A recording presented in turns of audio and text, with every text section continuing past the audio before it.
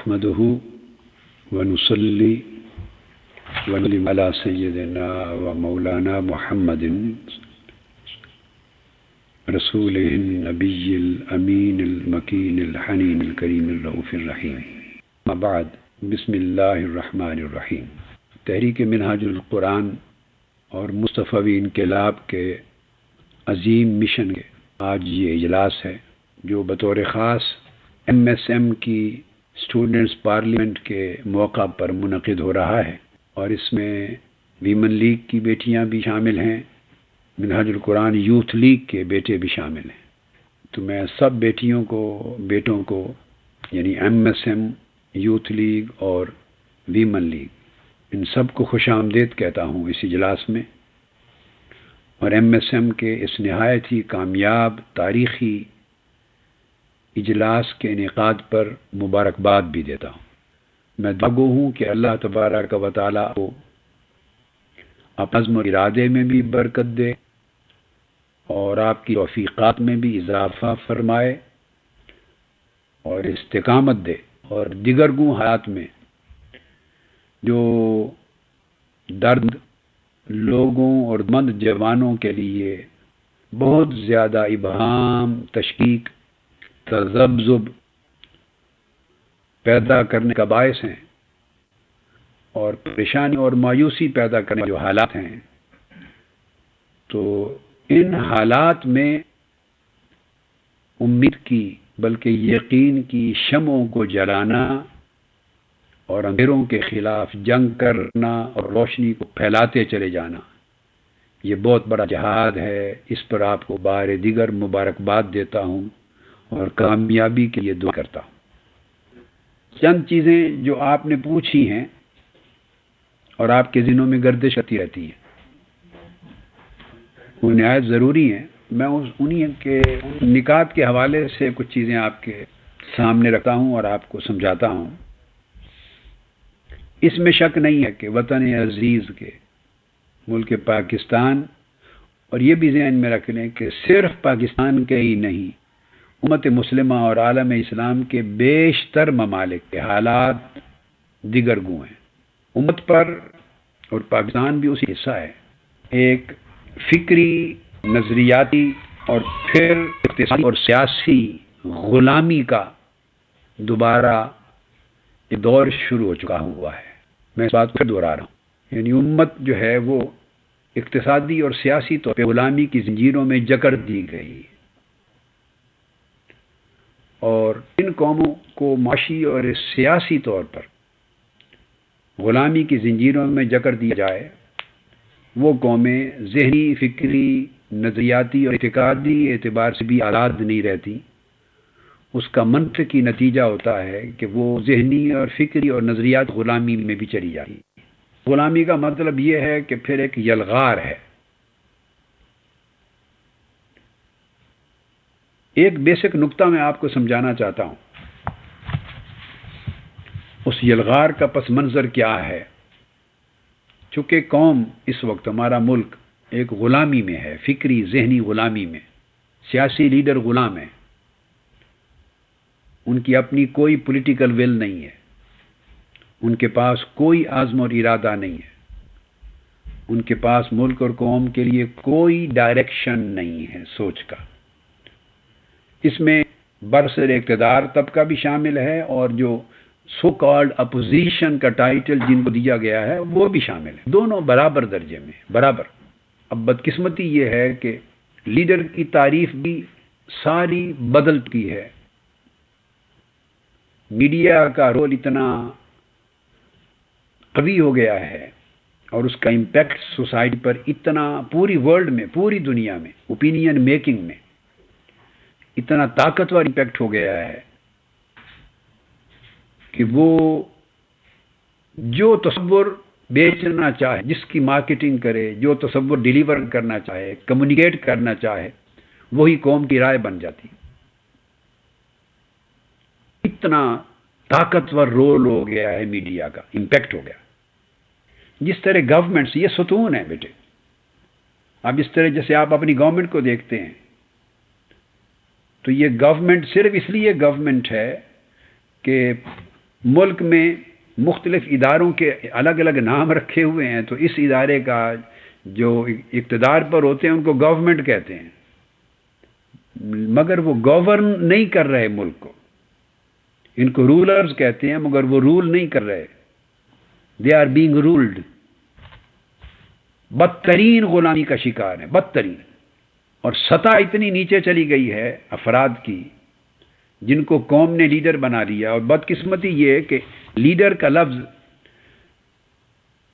Confine کر دیا گیا ہے، محدود کر دیا گیا ہے سیاسی لیڈرشپ کے ساتھ. That's it.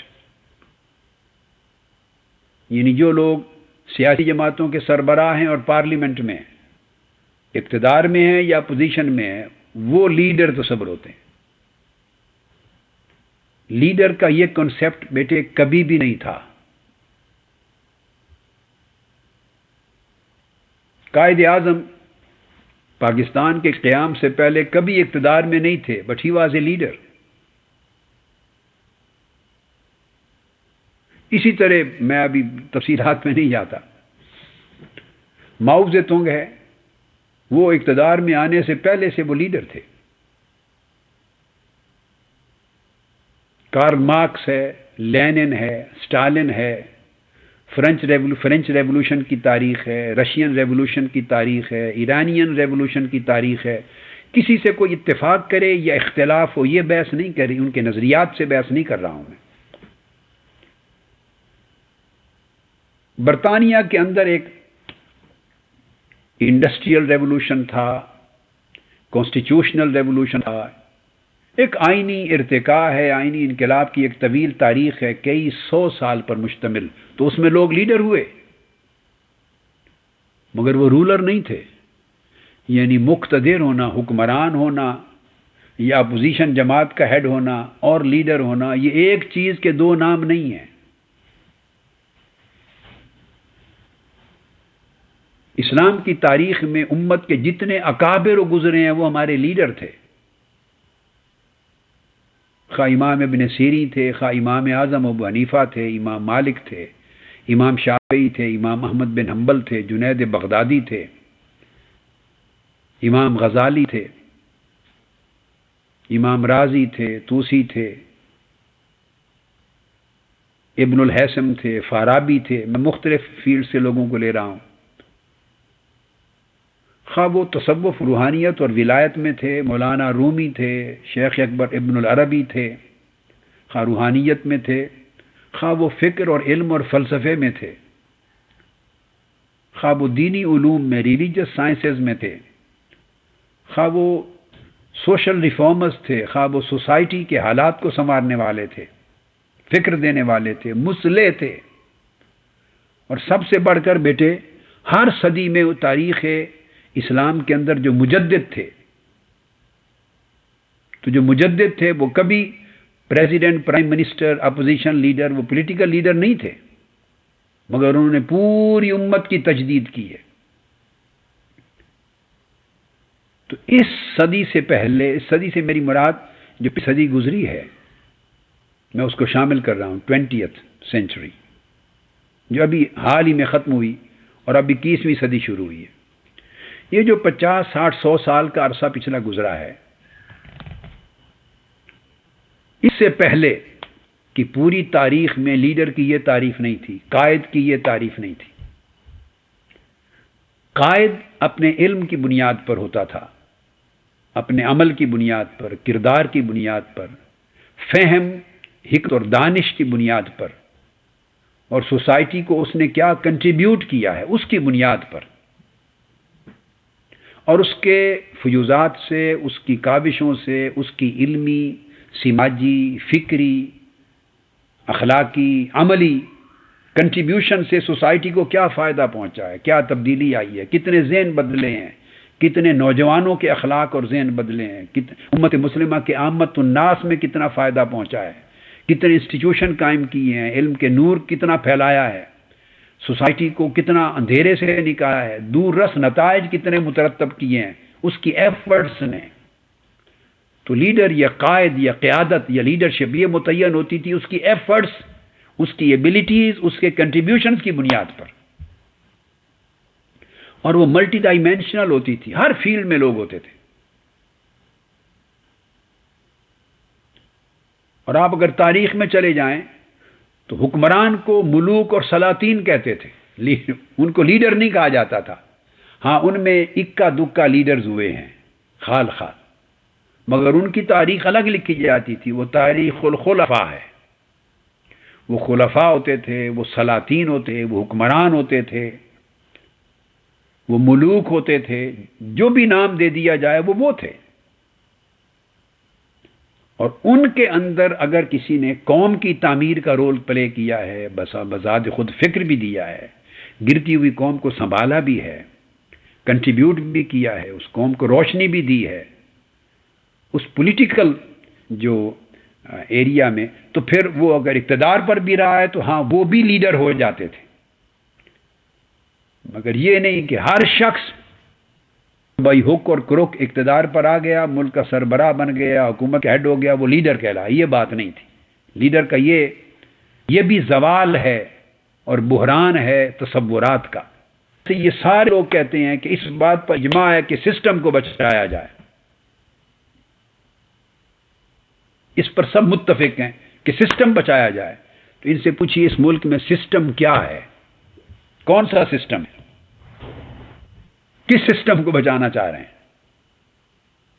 وہ سارے ادارے اسی ایک ہی سسٹم کا حصہ ہیں جس سسٹم نے اس ملک اور قوم کو ترقی سے روک رکھا ہے، جس نے تباہی، بربادی اور ہلاکت کے گڑھے میں دھکیل رکھا ہے، جس نے اس قوم کے نوجوانوں کو مایوس کر رکھا ہے، جس نے اس قوم کا مقدر اندھیرا بنا رکھا ہے، روشنیاں چھین لی ہیں اس نے. یہ سسٹم ہے جس نے کرپٹ لوگوں کو اقتدار پر پہنچانے کی ضمانت دے رکھی ہے. جعلی ڈگریوں والے نکالے جائیں، پھر 3 مہینے کے بعد پلٹ کے اسی پارلیمنٹ میں آتے ہیں. یہ سسٹم ہے. کرپٹ لوگ جس میں پیسہ رول پلے کرتا ہے. پیسہ. اب لیڈر کیسے بنتے ہیں بیٹے؟ پیسے کے ساتھ. پیسہ کیسے آتا ہے؟ کرپشن کے ساتھ. اب آپ نے دیکھا کہ کوئی کرپشن کے خلاف صرف سٹیٹمنٹس ہیں، جنگ نہیں ہے اس ملک میں، ختم ہو گئی کرپشن کے خلاف. کیونکہ کرپشن ان کی بقا کی ضامن ہے. اور سسٹم پر کیوں متفق ہیں؟ کہ سسٹم ان کی بقا کا ضامن ہے. اگر سسٹم بدل جائے تو ان کی اوور ویلمنگ میجورٹی اس اہل ہی نہیں ہے کہ وہ لیڈر کہلائیں. ان ایسے لوگ جن کی میجورٹی اس وقت پاکستان کی پارلیمنٹ میں بیٹھی، یہ یونین کونسل کے ناظم بننے کے اہل بھی نہیں ہیں. ان کے 10 15 20 50 لوگوں کو پکڑ لیں، ان سے پوچھیں آپ کا ویژن کیا ہے اس ملک کا، فیوچر ویژن کیا ہے، فیوچرسٹک ویژن کیا ہے. ان کا ویژن صرف لوٹ مار ہے، کرپشن ہے، پیسہ بنانا ہے. پاکستان کو بنے ہوئے 63 برس ہوئے ہیں. اس 63 برس میں 1 سال بھی ترقی کی سمت اس نے ابھی سٹرگل نہیں کی، لیڈرشپ نہیں ملی. پھر وہ شخص کیسے لیڈر ہو سکتا ہے کہ جو جملہ اس کے منہ سے نکلے وہ جھوٹ ہو، جو کلمہ اس کے منہ سے نکلے وہی جھوٹ ہو، دجل ہو، فریب ہو، جو خود کرپٹ ہو، 24 گھنٹے جھوٹ بولے، جس کی رات دن کرپشن میں گزرے، اور قوم کی بھلائی کا کبھی بھول کر بھی اسے خیال نہ آتا ہو. اس کی سوچ اور اس کی جد و جہد اور اس کی پالیٹکس، اس کی ساری چیزوں کا دار و مدار صرف اس کا اپنا، اس کے خاندان کا، اس کی فیملی کا مفاد ہو، اس کی پارٹی کا مفاد ہو، جسٹ اپنا مفاد ہو. اور 17 کروڑ لوگ ہیں، وہ اس کی کبھی ترجیحات میں ہی نہ ہو، وہ صرف ان کے عنوات میں سیاسی بیانات کا حصہ ہیں. عوام، نوجوان، سوسائٹی، یہ صرف سیاسی بیانات کی زینت ہیں. یہ ان کا پبلک ایجنڈا ہے، جسٹ سٹیٹمنٹ کے لیے، ریئل ایجنڈا نہیں ہے. جس کی وجہ سے ان کا کام ہے کہ وہ میڈیا کے ذریعے اور ہر چینل کے ذریعے وہ ابہام پیدا کریں، قوم کو مشکلات میں رکھیں، ابہام پیدا کریں. اور سب سے بڑا حملہ اس وقت دین کے اوپر ہو رہا ہے، کردار پر ہو رہا ہے.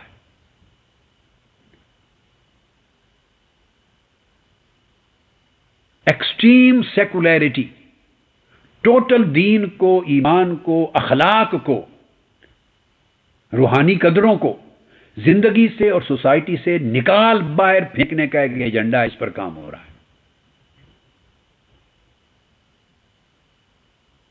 اس کو کہتے ہیں سیکولر ایکسٹریمزم،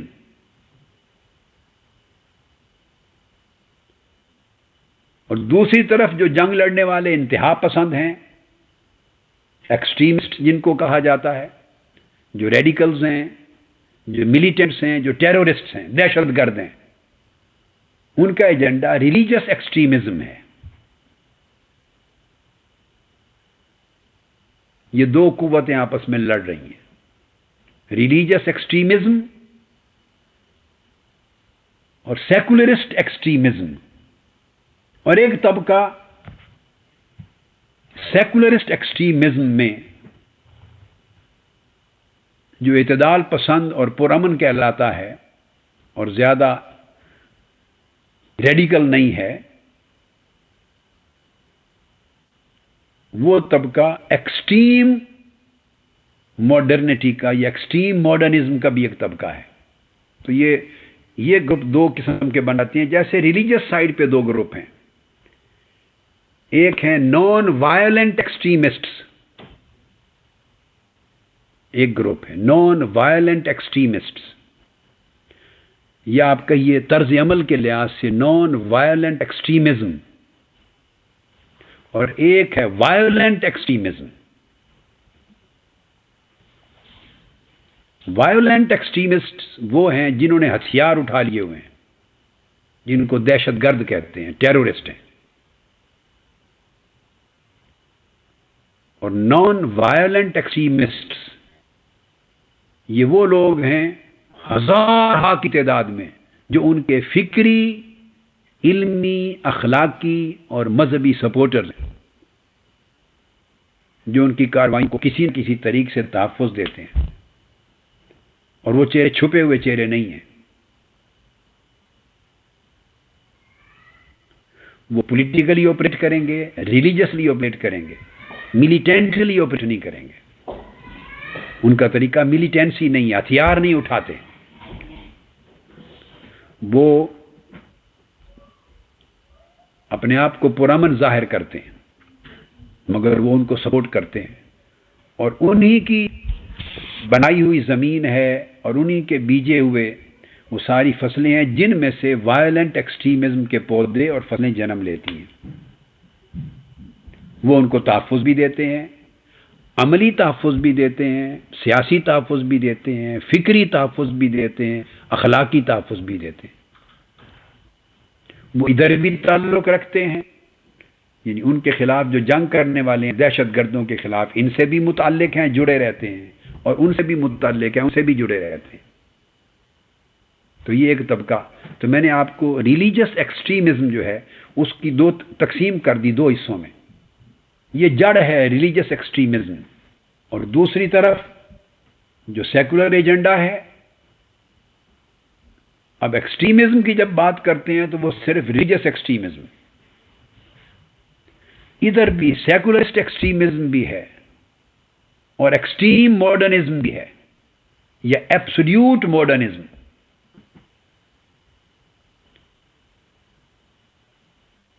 وہ ٹوٹلی دین کو زندگی سے، سوسائٹی سے ٹوٹلی نکالنا چاہتے ہیں، ایمان کو، غیرت ایمانی کو، دینی اقدار کو، ریلیجس کلچر کو، ریلیجس ویلیوز کو، اسپریچول ویلیوز کو، اسپریچول ٹریڈیشنز کو، اسپریچول کریکٹر کو، اسپریچول ہیبٹس اور ٹریٹس کو ٹوٹلی ایلیمینیٹ کرنا چاہتے ہیں۔ وہ ایک ایجنڈا ایکسٹریم کا، یہ بھی ایکسٹریمزم ہے، مگر اس کو کوئی ایکسٹریمزم نہیں کہہ رہا، اس کو ایکسٹریمزم کا نام نہیں دیا جا رہا۔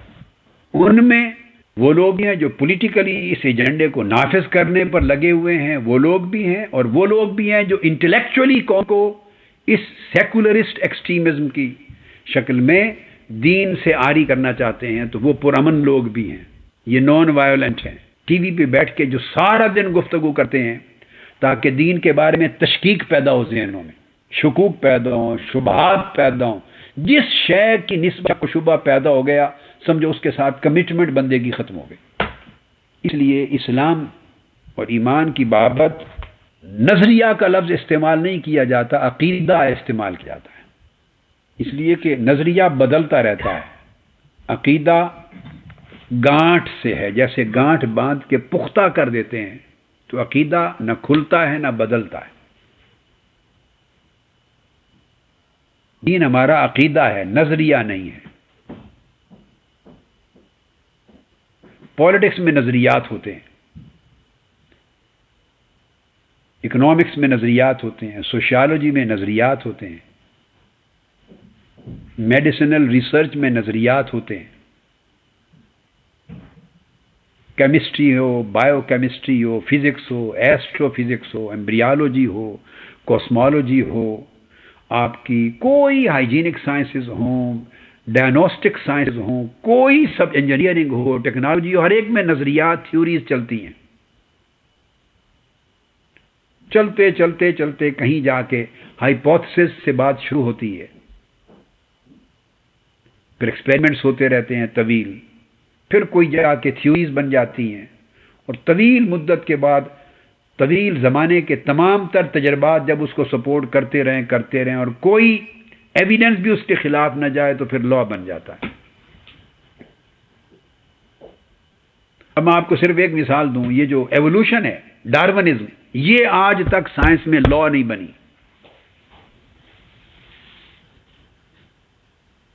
آپ کی فزکس میں لا ہے، لا آف گریویٹیشن، وہ لا ہے جس کو کشش ثقل کا قانون کہتے ہیں، وہ نظریہ سے اوپر چلا گیا ہے۔ اس کا مطلب یہ ہے کہ اب وہ سائنس میں عقیدے کے درجے میں چلا گیا ہے۔ کئی 100 سال کے سائنسی تجربات نے اس کی اتنی تائید کی ہے، اور ایک سنگل اختلاف بھی ثابت نہیں ہوا ایویڈنس سے، کہ وہ اب عقیدہ بن گیا، یہ لا بن گیا۔ لا آف گریویٹیشن کہتے ہیں، اب کشش ثقل ہے۔ اور کتنی شہرت حاصل ہے ایوولوشن کو، ڈارونزم کو، خواہ وہ ڈارونزم ہے، خواہ وہ پوسٹ ڈارمینین پیریڈ ہے، پوسٹ ڈارونزم ہے۔ یہ سب ابھی سٹل تھیوریز ہیں، اور اب ڈارونزم کا 50 ویسٹرن ورلڈ کے لیٹسٹ سائنسدانوں نے اب اس ڈارونزم کو رد کر دیا ہے۔ اس پچھلے سال لیٹسٹ ان کی تحقیقات چھپ گئی ہیں امریکہ میں۔ شاید پاکستان میں تو ابھی یہ نہیں آیا ہوگا، ابھی یہ ویسٹرن ورلڈ میں، امریکہ، کینیڈا، انگلینڈ میں بھی بکس میں نہیں آیا ابھی تو ان کے آرٹیکلز آ گئے ہیں جرنلز میں۔ وہ جو مسنگ لنکس تھے، مسنگ لنکس، جہاں وہ کہتے تھے کہ ہم لنکس تو کنیکٹ نہیں کر سکے، مگر یہاں سے یہ لگتا ہے کہ انسان کے جو آباء و اجداد ہیں اس سٹیج سے آگے وہ بندر کے ساتھ مل جاتے ہیں، مگر وہ کنیکٹ نہیں کر سکے تھے کہ کہاں ملے ہیں، کس طرح ملے ہیں۔ اس کو مسنگ لنکس کہا جاتا تھا۔ وہ مسنگ لنکس تک ریسرچ پہنچی ہے، تو انہوں نے اسٹیبلش کر دیا ہے، ان لنکس کو جوڑا ہے، تو اس کے اوپر بھی کہتے ہیں کہ اس کا پورا سٹرکچر انسان کا تھا، بندر سے نہیں ملا۔ 50 سائنسدانوں نے اپنی ریسرچ دے دی، امریکہ میں چھپ گئی۔ میرے پاس اس کی، میں نے 5 کاپیز ان کے پورے آرٹیکلز کی منگوائی ہیں، میرے پاس پڑھی ہیں۔ بتانا یہ چاہتا ہوں کہ تھیوریز ہوتی ہیں سائنس میں، میڈیسن، دنیا کے ہر سبجیکٹ میں نظریات ہوتے ہیں۔ اسلام کو نظریہ نہیں کہا گیا، دین کو نظریہ نہیں کہا گیا، عقیدہ کہا گیا ہے۔ وہ تجربات کے نتیجے میں وجود میں نہیں آتا دین، وہ وحی الہی کے نتیجے میں اللہ کے نبی اور رسول کے ذریعے امت کو ملتا ہے۔ وہ ایکسپیریمنٹل پروسیس کا آؤٹ کم نہیں ہوتا دین، کیونکہ ایکسپیریمنٹل پروسیس کا آؤٹ کم نہیں ہے، اس لیے یہ جو ایکسپیریمنٹل ریشنلزم ہے وہ اس کی نفی کرنے کا حق نہیں رکھتی۔ ایک ہے انٹلیکچوئل ریشنلزم، ایک ایکسپیریمنٹل ریشنلزم، ایک محض مجرد عقلی نظری دلائل ہیں، ایک تجربی توثیقات کے دلائل ہیں، تجربی توثیق کے دلائل ہیں۔ ایکسپیریمنٹل ریشنلزم ڈیولپ ہوتی ہے، چونکہ دین کا عقیدہ اس پروسیس سے وجود میں نہیں آیا ہوتا، اس لیے اس پروسیس سے وہ نہ رد ہو سکتا ہے نہ اس کی نفی ہو سکتی۔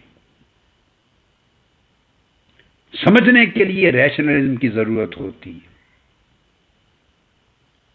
انٹلیکچوئل ایبلٹی ریکوائرڈ ہے ٹو انڈرسٹینڈ دین، اس کے جو بیسک پوسٹولیٹس، بیسک اس کی تعلیمات ہیں، اس کے فنڈامنٹلز ہیں، اس کے احکام ہیں، ان کو سمجھنے کے لیے عقل کی، دانش کی، فکر کی، منطق کی، فلسفہ کی، سائنس کی ضرورت ہوتی ہے۔ مگر اگر سائنس، عقل، منطق، فلسفہ کسی کا دماغ قبول نہ کرے تو اس کے قبول نہ کرنے سے اسے یہ حق نہیں پہنچتا کہ وہ اس کو رد کر دے۔ یہاں ٹی وی پر، پروگراموں میں، میڈیا میں، اخبارات میں لوگ اپنی عقلی تجربات اور مشاہدات کی بنیاد پہ رد کرنے لگ گئے ہیں دین کو، عقائد کو۔ کیسے رد کر رہے ہیں؟ اس میں تشکیک ڈال رہے ہیں، بس یہ ایجنڈا ہے تاکہ لوگوں کے اندر دین کمزور ہو جائے، عقیدہ کمزور ہو جائے، ایمان کمزور ہو جائے۔ جب یہ کمزور ہو جائے گا تو پھر دین کی کلچر، دین کی ویلیوز، دین کے ساتھ کمٹمنٹ کی کوئی نہیں، غبار کی طرح سب کچھ اڑ جائے گا۔ اب یہ ایک ایجنڈا ہے اور یہ گلوبل ایجنڈا ہے، اور یہ پاکستان میں جو لوگ جو کچھ کر رہے ہیں یہ اسی کا ایک چھوٹا سا حصہ ہے۔ ویسٹرن ورلڈ نے اور یورپ نے 200 سال جنگ لڑی ہے کیتھولزم کے خلاف۔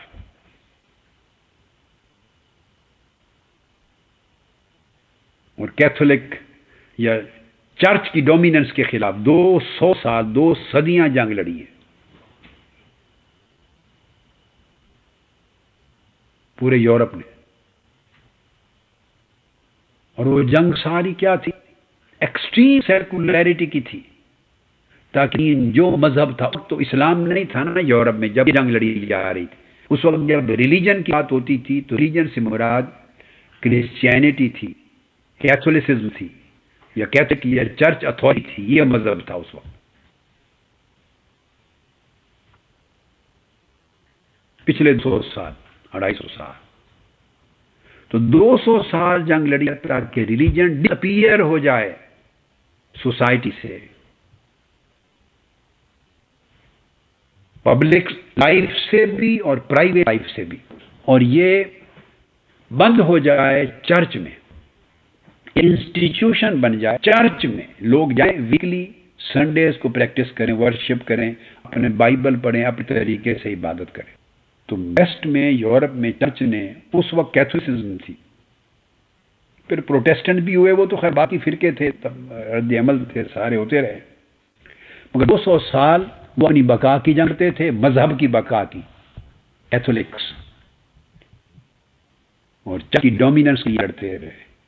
اور جو کنگڈمز تھیں، اسٹیٹس تھیں، اور فورس تھی پروٹیسٹنٹس کی اور ریئیکشنریز کے اور ماڈرنسٹ، اور اسٹیٹ کی مختلف پاورز تھیں، جو فیکٹرز، وہ اس کو شکست دینے کی جنگ لڑتے تھے۔ اور شکست کا مطلب یہ تھا کہ سوسائٹی میں سے نکل جائے، دین نہیں مذہب، اس وقت ریلیجن، کرسچینٹی اور پوپ کا یا چرچ کا اثر سوسائٹی سے نکل جائے۔ اور یہ 1920 کے قریب، آج سے 90 سال، 100 سال پہلے، فنڈامنٹلزم کا جو لفظ ہے یہ بھی ویسٹ میں، یورپ وجود میں آیا تھا انہی لوگوں کے خلاف۔ اوریجنلی یہ اصطلاح اس وقت استعمال ہوئی تھی۔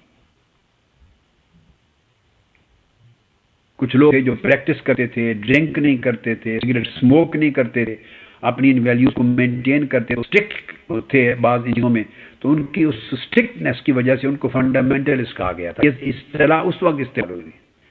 بات ہوتا ہے کہ ایک تاریخ ہوتی ہے، اصطلاح ہے، کسی وجہ سے وجود میں آتی ہے، بعد میں پھر وہ ایکسپینڈ ہوتا جاتا ہے، اس کا دائرہ جنرلائز ہو جاتی ہے۔ اب جنرلائز ہو گئی، تو 200 سال جنگ لڑنے کے بعد وہ کامیاب ہو گئے اس جنگ میں۔ یورپین جو سوسائٹیز تھی انہوں نے چرچ اینڈ اسٹیٹ میں ڈویلٹی کریٹ کر دی ٹوٹل۔ میں آپ کو بیٹے اور اپنی بیٹیوں کو یہ پورا سینیریو سمجھا رہا ہوں آج۔ چرچ اور اسٹیٹ میں ڈویلٹی قائم ہو گئی۔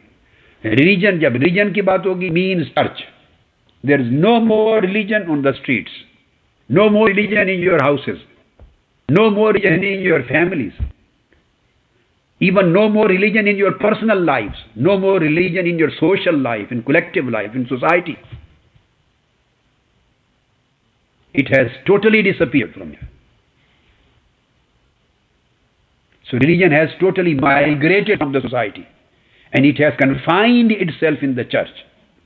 اب week days, Sunday services ہیں، جائیں، دروازہ کھولیں تو now there is religion in the church, Bible لیں، پکڑیں، عبادت کریں، بس this is what they wanted for 2 years. 2 centuries. وہ کامیاب ہوئے. اب ان کی کوئی جنگ کرسچینٹی کے خلاف نہیں رہی. جوئش ریلیجن ہے تو وہ ان کی سینیگوگ میں بند ہو گیا، پریزرو ہو گیا. ہندوازم ہے وہ ان کے ٹیمپل میں ہے. سکھ مذہب ہے وہ ان کے گردوارے میں ہے. کرسچینٹی ہے وہ ان کے چرچ میں ہے. سب اپنی اپنی جگہ سیٹل ہو گئے. اسٹیٹس سیکولر ہو گئی. اسٹیٹ کا کوئی تعلق اور واسطہ ریلیجن کے ساتھ نہ رہا، اور ریلیجن کا کوئی امپیکٹ اور انفلوئنس اسٹیٹ اور سوسائٹی پر، 2S، اسٹیٹ اینڈ سوسائٹی پر ہی نہ رہا. اب اس کامیابی کے بعد یہ جو جنگ شروع ہے، اب یہ اسی ایکسٹریم سیکولیرٹی کی جنگ ہے.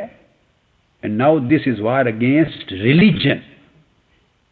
اب جب ریلیجن کے اگینسٹ بات ہوتی ہے تو اب ریلیجن جو رہ گیا ہے سوسائٹیز میں وہ صرف اسلام ہے. اس وقت جب ریلیجن کے اگینسٹ وار تھی تو وہ صرف کرسچینٹی تھی یورپین سوسائٹی میں، ویسٹرن ورلڈ میں.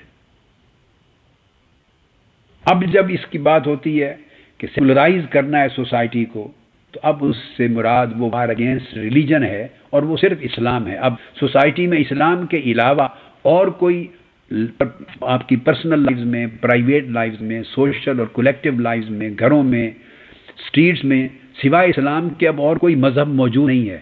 سب مذاہب اپنی اپنی مخصوص عبادت گاہوں کے اندر چلے گئے، جس کو duality of state and church کہتے ہیں. وہ ان کا کانسٹیٹیوشن ہو گیا، ایڈمیٹڈ، ایک یونانیمسلی ایکسیپٹڈ ان کا لا بن گیا. اس پر ایگریمنٹ ہو گیا سوسائٹی کا. جیسے وہ آپ سوشل کانٹریکٹ تھیوری پڑھتے ہیں نا پولیٹیکل سائنس میں، معاہدہ عمرانی، تو یہ ایک طرح کا معاہدہ عمرانی ہو گیا ہوا ہے، duality of state and church. Society میں، اسٹیٹ میں ریلیجن کی کوئی انٹرفیئرنس نہیں ہوگی. That's it. اور اسٹیٹ ان کے چرچ کے اندر کے معاملات میں مداخلت نہیں کرے گی. چاہے اپنا بائبل پڑھیں، اپنی کتابیں پڑھیں، عبادت کریں، سونگ کریں، جو بھی کر رہے ہیں. یہ ایک نیا کانٹیکٹ ہو گیا. اب وہ اس طرح کا ایک اور کانٹیکٹ اسلام کے لیے چاہتے ہیں کہ مسلمان بھی ایسا کانٹیکٹ کرے. تو اب میں آپ کے انقلاب کی جو بات کر رہا تھا، جو اگلا سوال میں تھے، اس کا نقطہ سمجھیں. 200 سال جنگ لڑی گئی ہے اس کے خلاف. تو آپ کے خلاف اس جنگ کو شروع ہوئے، اب میرا اندازہ ہے کیا سال ہوئے جب یہ جنگ پراپر باہر آ گئی.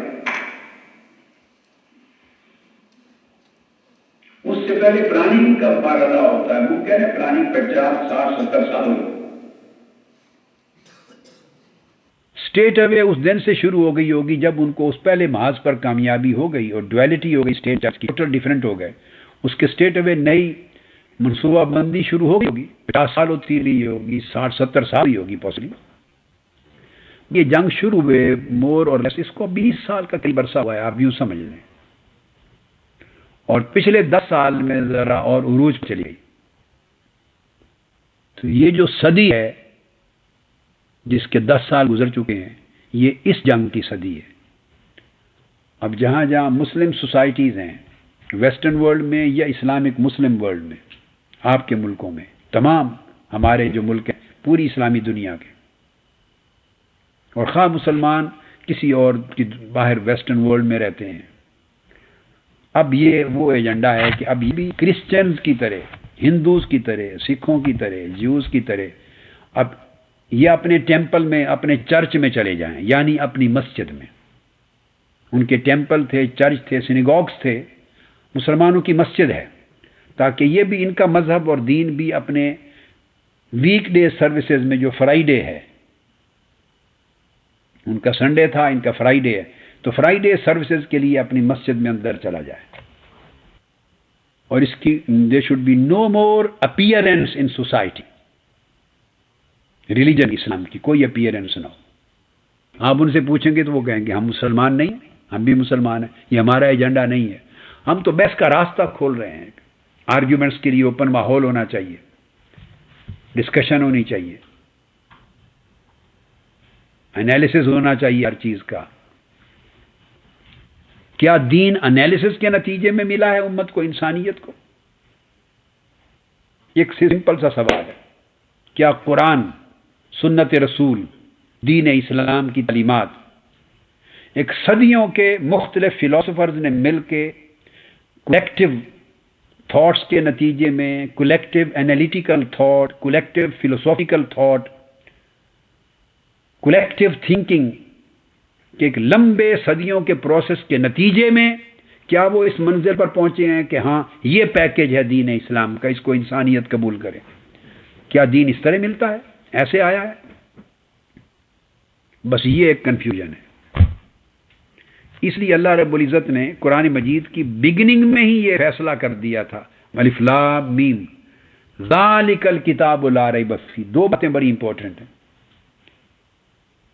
ایک یہ کہ یہ وہ کتاب ہے قرآن کی، اس میں شک کی گنجائش نہیں ہے، لہذا کوئی ایسی بحث نہیں کی جا سکتی جو شک پیدا کرے اس کے کلام الہی ہونے میں، اس کے کسی حکم کے صحیح اور غیر صحیح ہونے میں معاذ اللہ، اس کی تعلیمات کے قابل عمل یا ناقابل عمل ہونے میں. اور 1400-1500 سال گزرنے کے بعد یہ آج کل کی لائف کے مطابق سوٹیبل ہے، سوٹیبلٹی ہے اس کی یا نہیں ہے، اس پر کسی قسم کا شک پیدا کرنے کی گنجائش نہیں ہے. بگننگ ہے ذالک الکتاب لا ریب فیہ، اس میں کوئی شک نہیں، شک کی گنجائش ہی نہیں. There is no room for any doubt, any suspicion, any doubt. تو پہلی نفی ریب کی ہے، شک کی جگہ نہیں ہے اس میں، ایک بات. اور دوسری بات یہ کی ہے ھدی للمتقین، یہ ہدایت ہے، سورس آف گائیڈنس ہے، اور اٹ سیلف گائیڈنس ہے یہ قرآن اور اسلام اور سنت رسول پاک صلی اللہ علیہ وسلم کی اور دین، یہ کتاب اٹ سیلف گائیڈنس ہے. مگر کن کے لیے؟ ھدی للمتقین الذین یؤمنون بالغیب، جو بن دیکھے ایمان لاتے، یعنی انٹلیکچوئل انالیسس کے نتیجے میں نہیں مانتے، اس کو بلائنڈ فیتھ کے طور پہ مانتے، ڈیوائن ریولیشن سمجھ کے مانتے، جو ایکسپیریمنٹل ریشنلزم کے نتیجے میں اس کو نہیں مانتے بلکہ ڈیوائن ریولیشن سمجھ کے اس پر بن دیکھے ایمان لاتے ہیں. اب آپ دونوں بالکل بگننگ ہے سورہ بقرہ کی پہلی 3 آیتیں. اس نے قرآن، حدیث نبوی، اسلام، انا نحن نزلنا الذکر وانا لہ لحافظون، قیامت تک ہم اس کی حفاظت کرنے والے ہیں. اور دیا گیا ہے یہ دین رسول اللہ صلی اللہ علیہ وسلم، الیوم اکملت لکم دینکم واتممت علیکم نعمتی وردیت لکم الاسلام دینا. اور آقا علیہ السلام کو فرما دیا، اعلان کر دیں یا ایھا الناس انی رسول اللہ علیکم جمیعا، لے کر میں آیا ہوں، میں دینے والا ہوں. فلا وربک لا یؤمنون حتی یحکموک فیما شجر بینہم، اگر آپ کے فیصلے میں رتی برابر بھی شک کریں تو مومن ہی نہیں ہے، کوئی مسلمان ہی نہیں. آقا علیہ الصلوۃ والسلام کی ایک پورا پیکج دے دیا ہے قرآن اور سنت کا، ہدایت ربانی کا. شک دیکھو نا، شک پیدا ہوتا ہے بیٹے ذہنوں میں، شک پیدا ہوتا ہے ذہن سے، ذہن کی سوچ کے نتیجے میں. اور شک کی گنجائش وہاں ہے جو چیز پیداوار بھی ذہن کو، جو پیداوار بھی آپ کی اپنی تھاٹ کی ہے. تو چونکہ بھائی وہ پروڈکٹ بھی انٹلیکٹ کی ہے، سو اس میں کرٹیسزم کا، انالیسز کا، کرٹیسزم کا، ڈاؤٹ کریٹنگ کا رائٹ بھی آپ کی انٹلیکٹ کو، عقل کو ہے.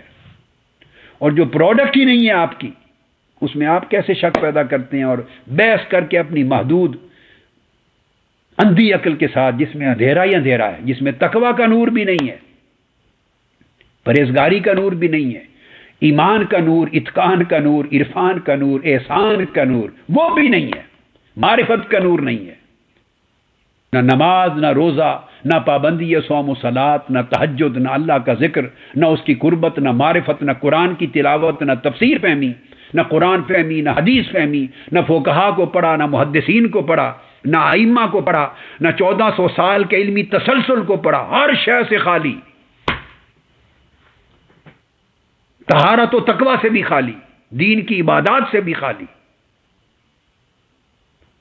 اور بیٹھ کے اس طرح ہم اس کے اوپر ڈسکس کرتے ہیں جیسے سوشیالوجی کی باتوں پر، سوشل سائنس کرتے ہیں، اکنامک چیزوں پہ کرتے ہیں، جیسے پارلیمنٹ پہ کرتے ہیں، پولیٹیکل پارٹیز پہ کرتے ہیں، گورنمنٹ کی پالیسیز پہ کرتے ہیں، اسی طرح قرآن اور سنت کے بیانات پر، تعلیمات پر اور اسلام کی ہدایات پر بھی کرتے ہیں۔ کتنا بڑا ظلم ہے۔ یہ پیغام ہے میرا جو آپ کو پہنچانا ہے ہر جگہ۔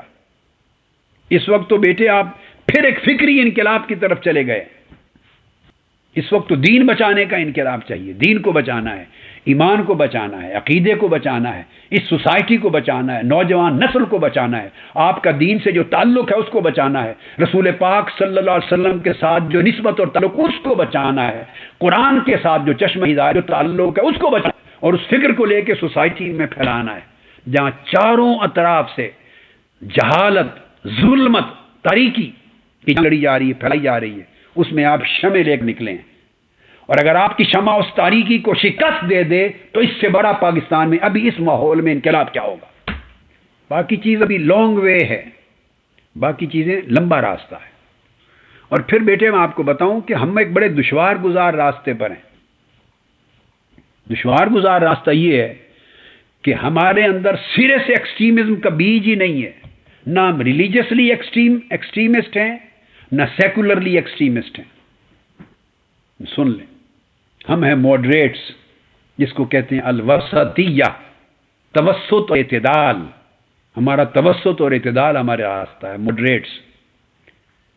جہاں سوسائٹی دو سمتوں سے ایکسٹریمزم کی چکی میں پس رہی ہو، وہاں ماڈریٹس کا اپنی ماڈریٹ تھاٹ کے ساتھ زندہ رہنا اور اس کو طاقتور کرنا کتنا بڑا جہاد ہے۔ یہ پیغمبرانہ کام ہے، پیغمبرانہ کام ہے۔ پیغمبر جب آتے تھے دنیا میں تو دو طرح کی ایکسٹریمسٹک انوائرمنٹس میں آتے تھے۔ ایک کفر اور شرک کی ایکسٹریمزم ہوتی تھی، اور ایک ظلم، جبر، بربریت، ملوکیت، قبائلیت اور طاقت کا ارتکاز، اس قسم کی جابریت ہوتی تھی، آمریت ہوتی تھی۔ انسانوں پر ظلم، غلام بنا لینا اور قتل و غارت کرنا، ایک یہ ہوتی تھی۔ ایک جہالت، کفر و شرک کی دو ایکسٹریمزم میں آتے تھے انبیاء، اور وہ ہمیشہ اعتدال کا، ماڈریشن کا پیغام لے کے آتے تھے، ٹالرنس کا پیغام لیتے آتے۔ سو ایک طرف ریلیجس ایکسٹریمزم ہے، ایک طرف سیکولرسٹ ایکسٹریمزم ہے، اور ہمارا ویو پوائنٹ کیا ہے یہ بھی سن لیں، میں ٹرم دے رہا ہوں۔ ہم ٹریڈیشنل ریشنلزم کے حامل ہیں۔ ہمارا سٹینس ٹریڈیشنل ریشنلزم ہے۔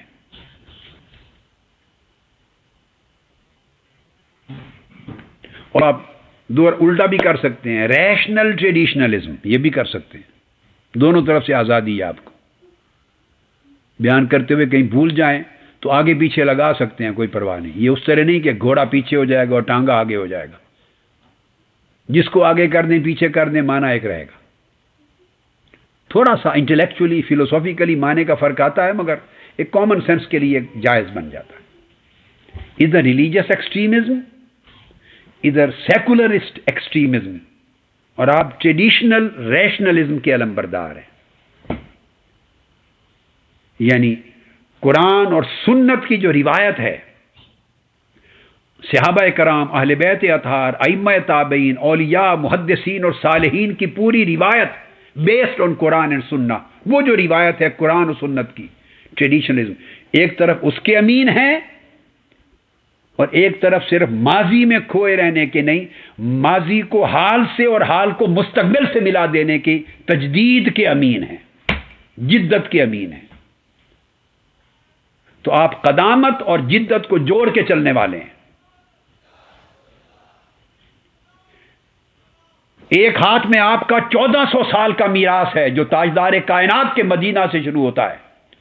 ابو بکر، عمر، عثمان و علی رضوان اللہ تعالی علیہم اجمعین، اہل بیت اطہار، سیدنا علی، فاطمۃ الزہرا، حسن اور حسین علیہم السلام، ائمہ مجتہدین، ائمہ فقہا، ائمہ اولیاء، صالحین، تابعین، اتباع التابعین، سیدنا غوث الاعظم، سیدنا جنید بغدادی، سری سقطی، ذوالنون مصری، امام ابو الحسن الشاذلی، خواجہ جنید بغدادی، حضرت خواجہ اجمیر سیدنا معین الدین اجمیری، داتا گنج بخش علی حجویری، نظام الدین اولیاء، قطب الدین بختیار کاکی، بہاؤالدین نقشبند، شہاب الدین سہروردی، یعنی ایک طرف وہ اولیاء ابن حجر اسقلانی، امام فارابی، امام رازی، امام سیوطی، قسطلانی، ایک طرف وہ محدثین، وہ فقہا، وہ اولیاء، وہ صلحاء، اوپر صحابہ اہل بیت انبیاء کی وراثت کے امین لے کر آج کی تاریخ تک،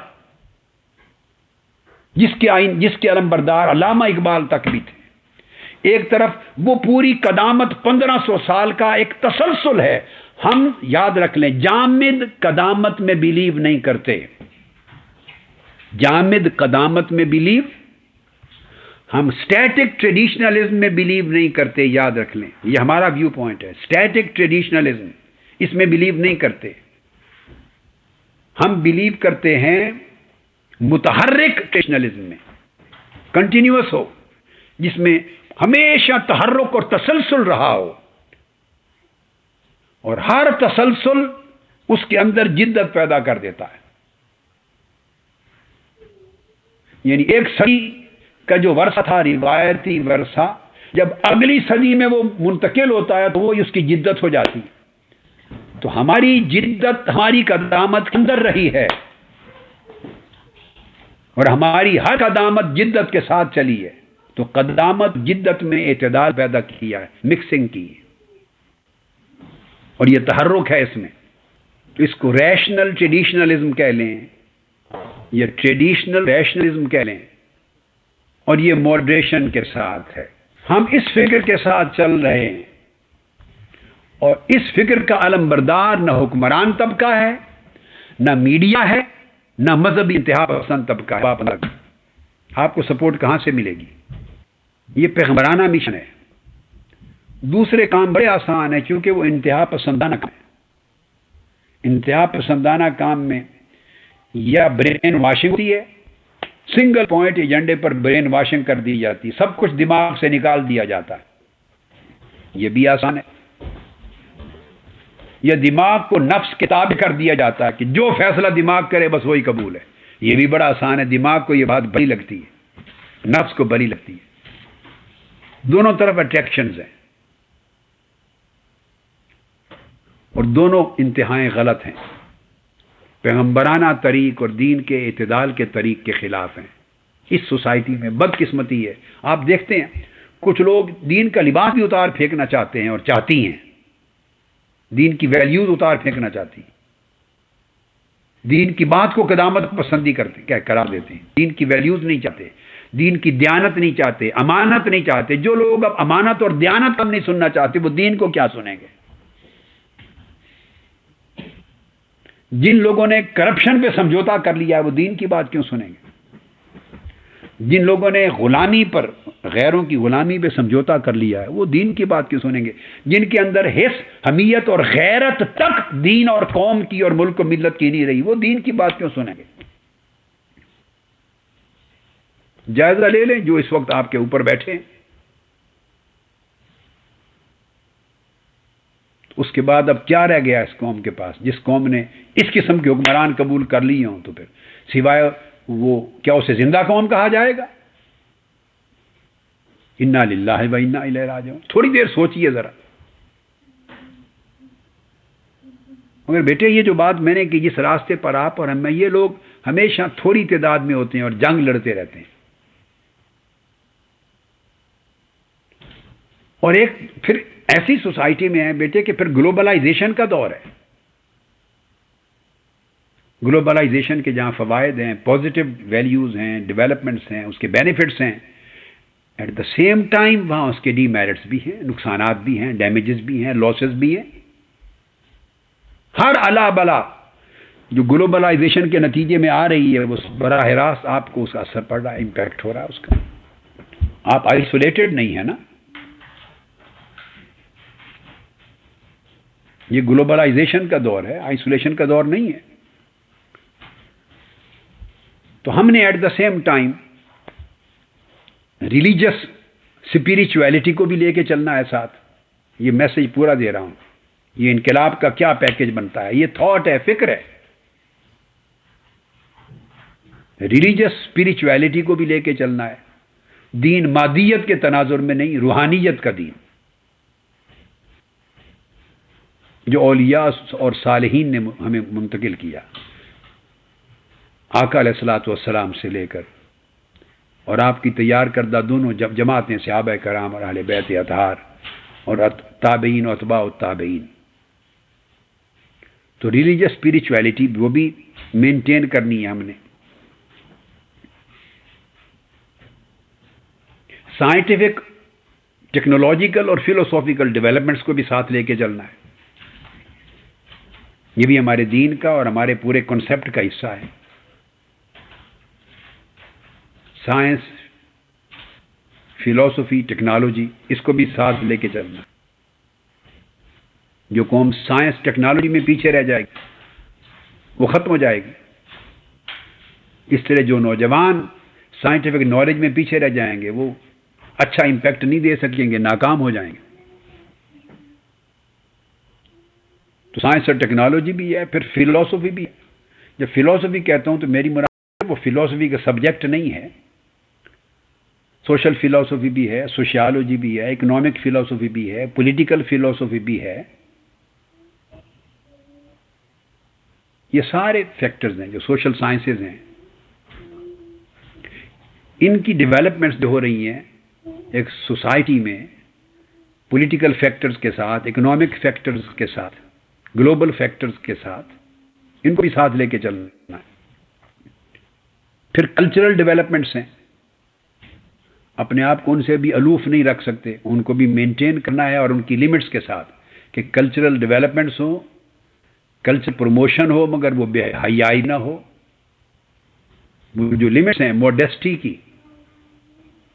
حلال اور حرام کی، خیر اور شر کی، اس کو بھی مینٹین کرنا ہے اپنی زندگیوں میں بھی بیٹے، اپنی پرسنل لائف میں. اور جب آپ ریلیجیس اسپرچویلٹی کی بات میں آپ کو دے رہا ہوں تو وہ آپ اس کے علمبردار نہیں ہو سکیں گے اگر آپ کی اپنی زندگیاں اسپرچویلٹی کے نور سے روشن نہیں ہوں گی. ایم ایس ایم کے بیٹے، یوتھ لیگ کے بیٹے، ویمن لیگ کی بیٹیاں، سب بچے بچیاں سنیں، کوئی بچہ بچی آپ میں سے ایسا نہ ہو کم سے کم جو پنجگانہ نماز کا پابند نہ ہو. یہ تو جسٹ بیسکس ہیں. اور باوضو نہ رہتا ہو ہر وقت، اور قرآن سے تعلق نہ رکھے، سی ڈیز نہ سنے، کتابیں نہ پڑھے، اور اپنی طبیعت کے اندر بے حیائی اور برائی سے بچاؤ کا طاقت نہ پیدا کرے. سیلف ڈیفینس ہونا چاہیے آپ کے اندر، نفس کے حملوں سے، شیطان کے حملوں سے، بری سوسائٹی، برے دوستوں اور بری کمپنیز کے حملوں سے، اور دنیا کی جو بری اٹریکشنز ہیں ان کے حملوں سے. 4 دشمن ہیں آپ کے. ایک اندر چھپا ہوا دشمن ہے نفس امارہ، وہ ورغلاتا ہے، اٹریکشنز دیتا ہے، طرح طرح سے وہ آپ کو انسٹیگیٹ کرتا ہے. دوسرا شیطان ہے جو بہت بڑا دشمن ہے، وہ باہر ہے. یہ باہر والے دشمن کی، اندر والے دشمن کی آپس میں الائنس ہے. شیطان اور نفس کا الائنس ہے، نفس امارہ کا اور شیطان کا آپس میں. اور شیطان ایک نہیں ہے، شیاطین الجن والانس، جنات میں بھی شیاطین ہیں اور انسانوں میں بھی شیاطین ہیں.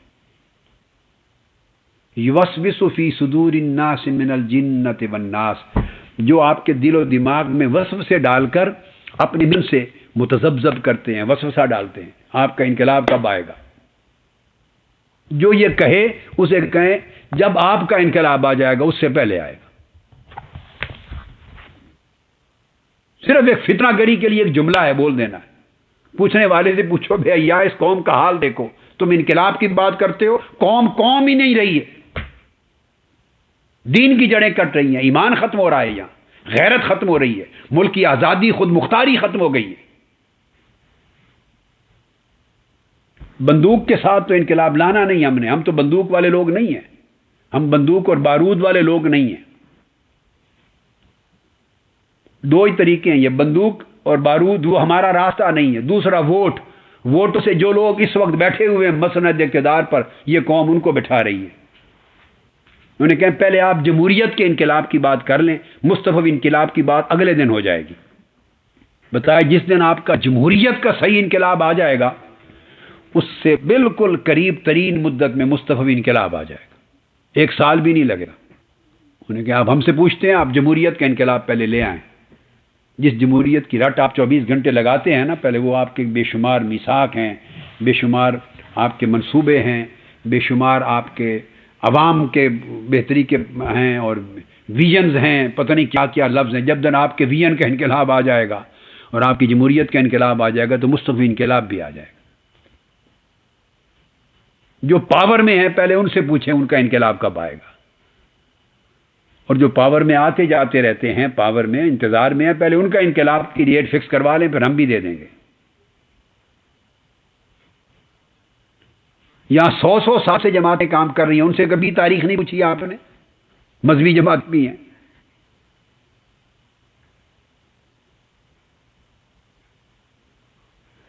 انقلاب تو ڈیٹیں نہیں ہوتی انقلاب کی، یہ جب پوری کی پوری قوم ایک فکر کے اوپر مجتمع ہو جاتی ہے اور سینسس ہو جاتا ہے تو انقلاب پھر ہفتوں میں آ جاتا ہے۔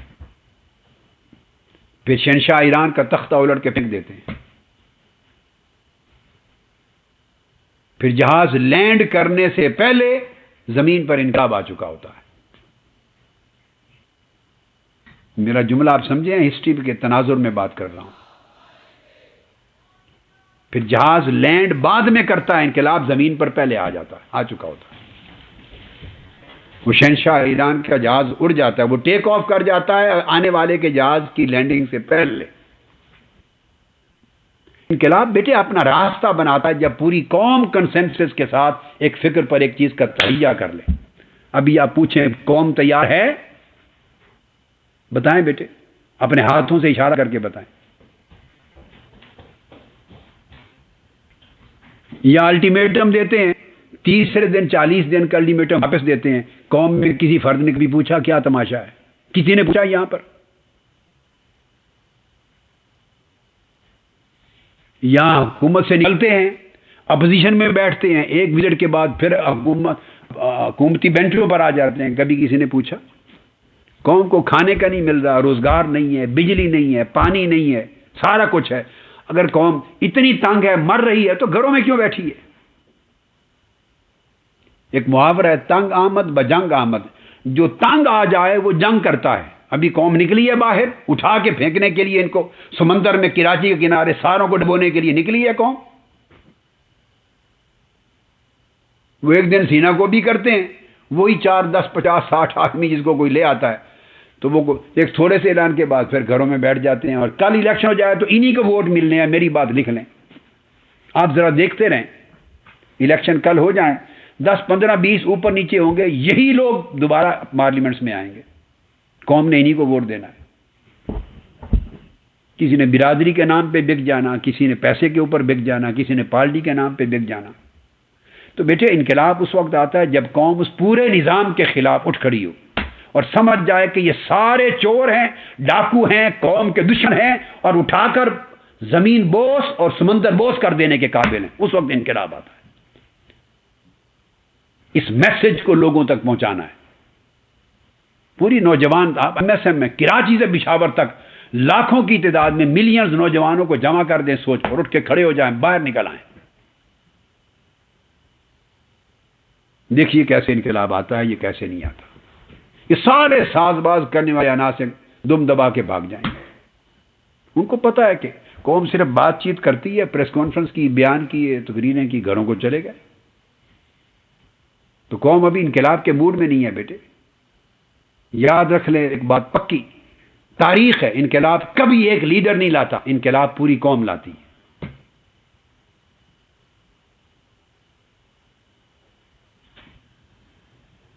اگر انقلاب ایک فرد نے لانا ہوتا تو انبیاء علیہ السلام سال ہا سال کی جد و جہد ایک قوم میں کرنے کے بعد کبھی ہجرت نہ کرتے وہاں سے۔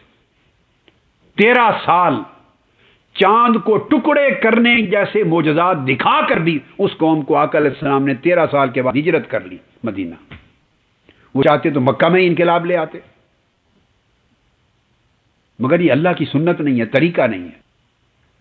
جب تک قوم تیار نہ ہو اور ساری قوم ایک نیچرل پروسیس میں مجتمع اور متفق نہ ہو جائے، اس وقت تک انقلاب نہیں آتے۔ اللہ نے اس قوم کی حالت نہیں بدلی، کبھی نہیں بدلی۔ جو قوم اپنی حالت کو بدلنے، اپنی تقدیر کو بدلنے کا خود فیصلہ نہیں کرتی، اللہ کبھی اس قوم کی حالت نہیں بدلتا۔ ان اللہ لا یغیر ما بقوم حتی یغیروا ما بانفسہم، قاعدہ اللہ کا۔ تو کوئی ایک لیڈر، کوئی شخص معاذ اللہ کے فرمان کو بدل سکتا ہے؟ کوئی اللہ سے زیادہ طاقتور ہے؟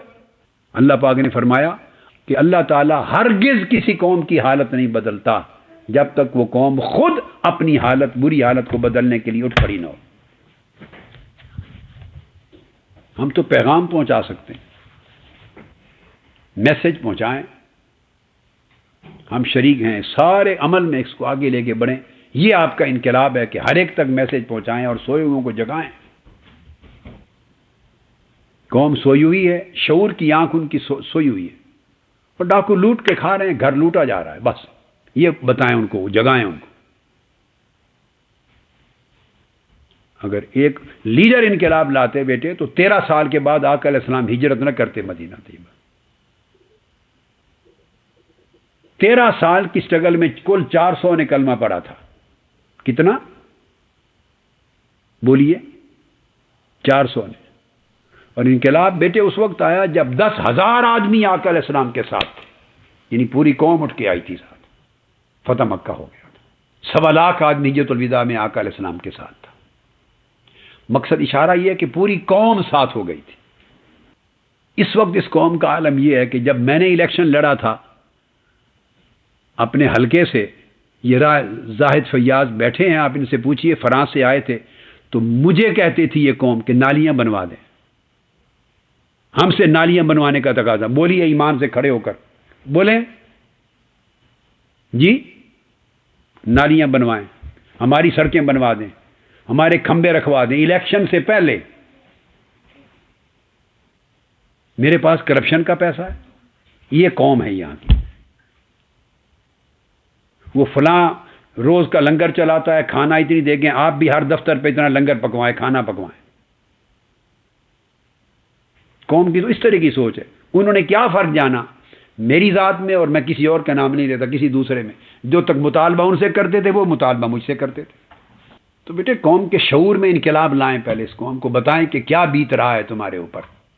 جو شخص قوم کو جہاز بنا کے دے سکتا ہے، جہاز، اس کو کہتے ہیں میرا سائیکل پنچر ہو گیا، ذرا ہوا تھا بھر دے بچ۔ جس سے پنچر لگوانا ہے اس سے پنچر لگوائیں، جس سے جہاز بنوانا ہے اس سے جہاز بنوائیں۔ یہ شعور دیں اس قوم کو۔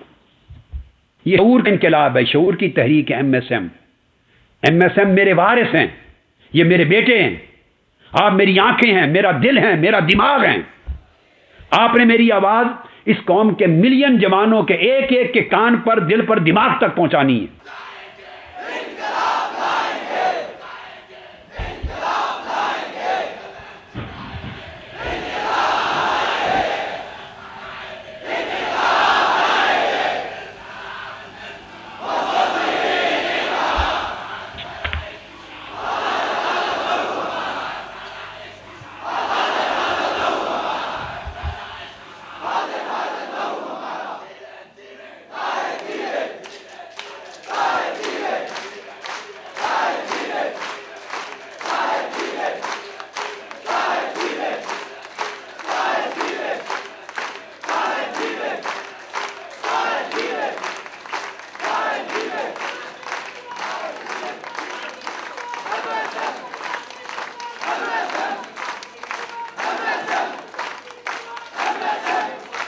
تو بیٹے ضروری ہے آپ کے لیے کہ مطالعہ کریں، اپنے آپ کو علم میں مضبوط اور مستحکم کریں۔ جو اسکرپچرل نالج ہے، اسکرپچرل نالج، اسکرپچرز کا، قرآن کا، سنت کا، کتب کا، دین کا، اپنی کتابوں کے ذریعے، کیسٹوں کے ذریعے ان کو پڑھیں اچھی طرح۔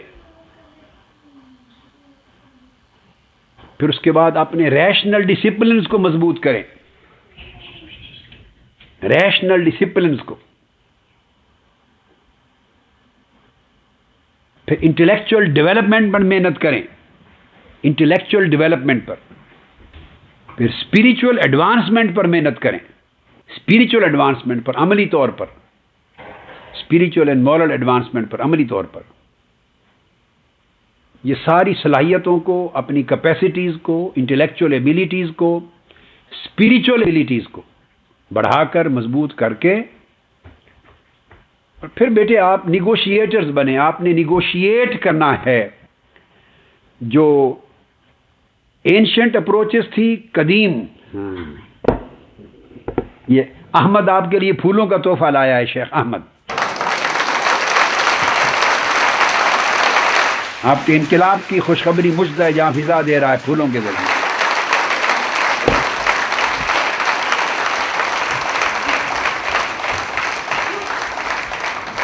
تو میں یہ عرض کر رہا تھا کہ پھر آپ نے نیگوشیٹ کرنا ہے بیٹے.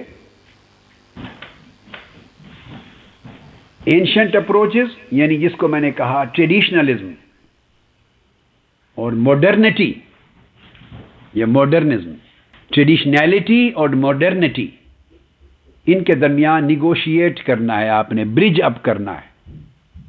اس طرح آگے بڑھنا ہے کہ انٹلیکچوئل ایبیلٹی بھی آپ کی ہو، اسپریچول اسٹیبلٹی بھی آپ کے اندر ہو، روحانی مضبوطی بھی ہو، عقلی ذہنی صلاحیت اور قابلیت بھی ہو، روحانی استحکام اور مضبوطی بھی ہو، علم میں بھی پختگی ہو آپ کی، عقلی اور نقلی دونوں، اسکرپچر اور انٹلیکچوئل دونوں میں مضبوطی ہو، اور آپ نیگوشیٹ کریں قدیم اور جدید کے مابین.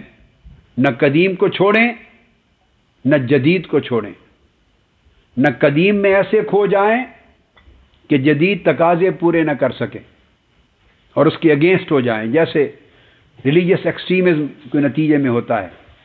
اور نہ جدید کے اتنے اندھا دھند مقلد ہو جائیں کہ قدیم کو رد کر دیں.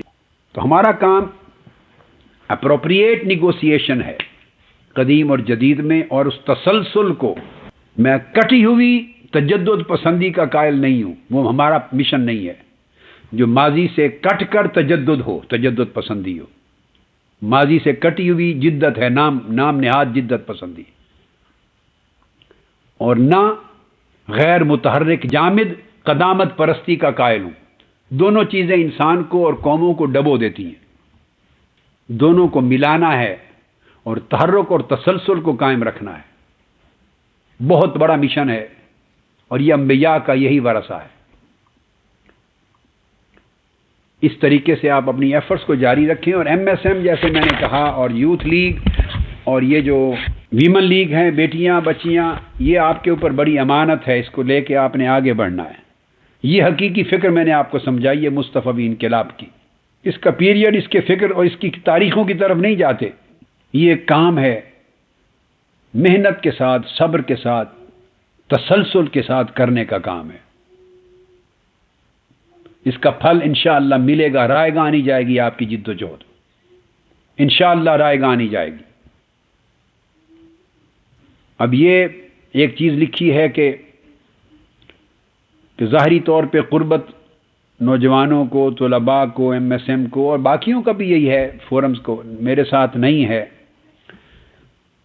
تو یہ کبھی کبھار جوائنٹ سیشنز جیسے ایم ایس ایم کے، ویمن لیگ کے، یوتھ لیگ کے اور تحریک کے اور کارکنان کے فورمز کے جوائنٹ سیشن کبھی کبھار کر لیا کریں، اور ویڈیو کانفرنس کے ذریعے ایک عرصے کے بعد ظاہری قربت کا تقاضا بھی پورا ہو جائے گا. میں ٹائم بھی دیتا رہتا ہوں، دوں گا آپ کو، اور آپ کے ساتھ براہ راست ایسے لگے گا کہ میں آپ کے اندر ہی بیٹھا ہوں.